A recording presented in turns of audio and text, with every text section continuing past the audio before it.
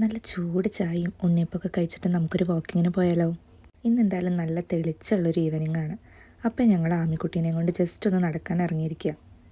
നമ്മുടെ നേസ്പ്രോ തന്നെയുള്ള ചെറിയൊരു പാർക്ക് എന്നൊന്നും നമുക്ക് പറയാൻ പറ്റില്ല, ഒരു റിലാക്സിങ് പോയിന്റ്.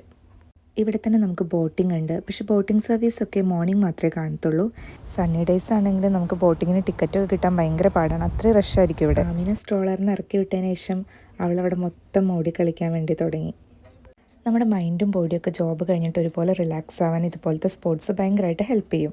ഇത് ഇവിടുത്തെ മില്യനെയറുടെ സ്റ്റാച്ചു ആണ്. ആളുടെ 14ാമത്തെ വയസ്സിൽ സ്വന്തമായിട്ട് ബിസിനസ് സ്റ്റാർട്ട് ചെയ്ത് സക്സസ് ആയിട്ടുള്ള ഒരാളാണ്. അപ്പോൾ ആമിയാണെങ്കിൽ ആൾക്ക് ചുറ്റും കറങ്ങിക്കൊണ്ടിരിക്കുക. ആൾക്കത് സ്റ്റാച്ചു ആണെന്നൊന്നും മനസ്സിലായിട്ടില്ല. സമ്മർ സ്റ്റാർട്ട് ചെയ്ത് പിന്നെ നമുക്ക് ഒരുപാട് ടൈം, ഒരു 10:30 വരെയൊക്കെ നൈറ്റ് സൂര്യനുണ്ടാവും. ഈ പ്ലേസ് കാണുമ്പോൾ എനിക്ക് നമ്മുടെ പണ്ടത്തെ ഷൂട്ടിംഗ് പോയിൻ്റാണ് ഓർമ്മ വരുന്നത്. അങ്ങനെ ജോബിൻ്റെ സ്ട്രെസ്സൊക്കെ കുറയ്ക്കാൻ വേണ്ടിയിട്ട് ഈ നടത്തം നല്ല രീതിയിൽ ഹെൽപ്പ് ചെയ്തിട്ടുണ്ട്. അപ്പോൾ അങ്ങനെ ഞങ്ങൾ പോണ വഴിക്ക് ഇവിടെ ബെഡ് റൈസ് നടക്കുന്നുണ്ട് ഈ വരുന്ന 14th. അപ്പോൾ അതിൻ്റെ ട്രയൽ റണ്ണാണ് ഈ ഓടിക്കൊണ്ടിരിക്കുന്നത്. അപ്പോൾ അതൊക്കെ കണ്ട് അങ്ങനെ മെല്ലെ വീട്ടിലോട്ട് പോവുകയാണ്. എന്തായാലും ഇന്നൊരു അടിപൊളി ഈവനിങ് ആയിരുന്നു.